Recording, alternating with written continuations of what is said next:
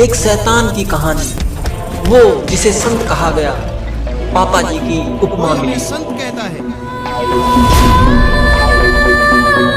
कोई कहता है फरिश्ता, कोई कहता है गुरु, तो कोई कहता है भगवान। इसे 23 साल की उम्र में ही बरसों पुराने डेरा सच्चा सौदा की गद्दी मिल गई। उसका नाम हुजूर महाराज गुरमीत राम रहीम सिंह जी हो गया। लेकिन आज वो एक आम कैदी है, अपनी ही शिष्या के साथ बलात्कार का दोषी है, जिसे रोहतक की सुनेरा जेल में बंद किया गया है। संत बनने से पहले गुरमीत का भी एक सामान्य सा परिवार था, जिसे उसने त्याग दिया, लेकिन अपनी जिंदगी के तमाम दोगलेपन की परिपाटी को आगे बढ़ाते हुए वो अपने परिवार का मुखिया बना रहा।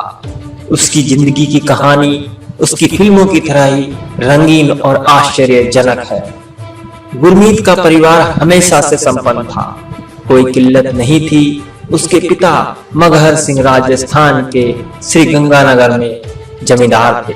मां नसीब कौर पूजा पाठ करने वाली, भगवान से डरने वाली हाउसवाइफ थी। मगहर सिंह अपने शुरुआती दिनों में ही डेरा सच्चा सौदा के संपर्क में आ गए थे। इस डेरे की स्थापना बाबा बलूचिस्तानी बेपरवाह मस्ताना जी ने की थी, जो समाज के पिछड़े और दलित समाज के उन लोगों को आकर्षित करते थे जिन्हें सिख धर्म अपने वादों के मुताबिक समानता नहीं दे पाया। जाट और खत्री सिखों ने कभी इन लोगों को अपने बराबर नहीं माना। मगहर सिंह जाट सिख थे। डेरे में मस्ताना के उत्तराधिकारी बने शाह सतनाम खत्री सिख थे। मगहर सतनाम शाह के समर्थक थे और अपने गुरु के धार्मिक विचारों को फैलाने में वो हमेशा आगे रहे। मगहर सिंह का बेटा गुरमीत धार्मिक प्रवृत्ति का तो नहीं था, लेकिन अपने पिता के साथ रहते रहते वो डेरे के संपर्क में जरूर आ गया था। गुरमीत का एक दोस्त था गुरजंत सिंह। अपने चाचा की हत्या का बदला लेने के बाद उसे जेल हो गई थी। जेल में गुरजंत को खालिस्तानी उग्रवादी मिले, जिन्होंने उसे कट्टर अलगाववादी बना दिया।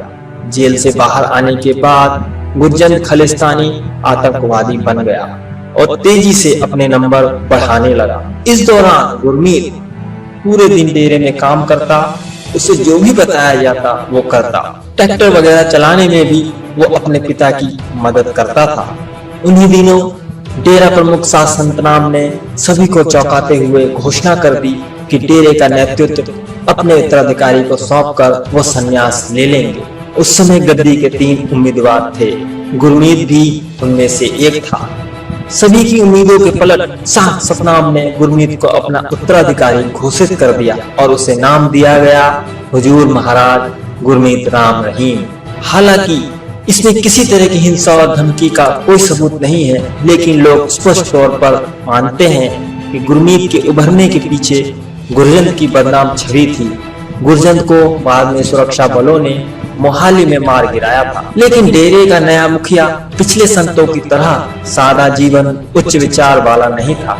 चमचमाते कपड़ों के प्रति उसका प्रेम बाद में उसकी पहचान ही बन गया। खुद को अविवाहित घोषित करने से पहले ही उसके 3 बच्चे हो चुके थे, एक बेटा और 2 बेटियां।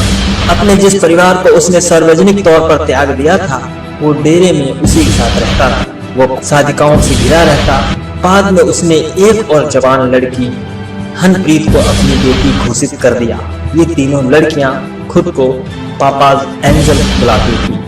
डेरे के बाकी श्रद्धालु भी गुरमीत को पिताजी या पापा जी बुलाने लगे। गुरमीत की दोनों बेटियां अमरप्रीत और चमनप्रीत की शादी ऐसे लड़कों से हुई जिन्हें बाबा राम रहीम ने फैंसी राम दे रखे थे। गुरमीत की दोनों बेटियों ने मैसेंजर बोट सीरीज की उसकी फिल्मों में काम किया। गुरमीत के दामाद डेरा के बिजनेस को संभालने में उसकी मदद करते थे। गुरमीत के बेटे जसमीत इंसा की शादी पंजाब की कांग्रेसी विधायक हुस्नमीत कौर से हुई, जिसके नाम के आगे भी अब इंसान लग चुका है। ध्यान लगाने और लड़कियों का यौन शोषण करने के लिए गुरमीत ने डेरे के अंदर एक गुफानुमा अंडरग्राउंड घर बनाया था। राजाओं के महलों में होने वाले हरम की तर्ज पर वो अपनी शिष्याओं में से किसी लड़की को चुनता और फिर उसे अपनी देह समर्पित करने के लिए कहता। इन लड़कियों को डेरे में ही रखा जाता था।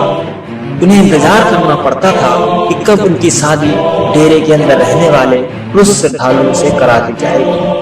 डेरे के गुंडे इन लड़कियों पर निगाह रखते थे और ये कोई रहस्य की बात नहीं थी। गुरमीत के प्राइवेट क्वार्टर्स की सुरक्षा में उसके गैंग की वो लड़कियां हमेशा तैनात रहती थी जिन पर वो भरोसा करता था। डेरे के अंदर बलात्कार किसी गलती की माफी के जैसा था।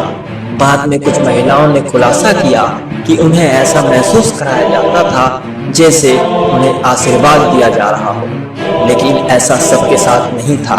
जिन दो महिलाओं ने गुरमीत के खिलाफ गवाही दी, उनकी कहानी भी कुछ ऐसी ही है। साल 2002 में गुमनाम रहकर प्रधानमंत्री अटल बिहारी वाजपेयी को चिट्ठी भेजने वाली महिला ने सीबीआई कोर्ट में बताया कि 28 और 29 अगस्त 1999 के दरमियान रात पिताजी ने माफी देने के लिए उसे अपनी गुफा में बुलाया था। गुरमीत के साथ न देने पर उसे हत्या की धमकी दी गई। इस रेप की वजह से उसे डेरे की हकीकत पता चली। जब महिला ने अपने भाई को इसके बारे में बताया तो वो अपनी बहन के साथ डेरा छोड़कर चला गया। बाद में उसकी हत्या हो गई। डेरे के अंदर और भी कई महिलाएं थीं जो नाउम्मीदी और डर की वजह से चुप रहीं। उस राक्षस ने अपनी बेटियों की शादी करके उन्हें अय्याशी की जिंदगी दे दी, लेकिन जिन लड़कियों को अपनी बेटी कहता था उन्हें शिकार बनाया, उनके साथ गुलामों की तरह सलूक किया। उनके पास इतनी भी हिम्मत नहीं छोड़ी कि वो नजर उठा के जी सके।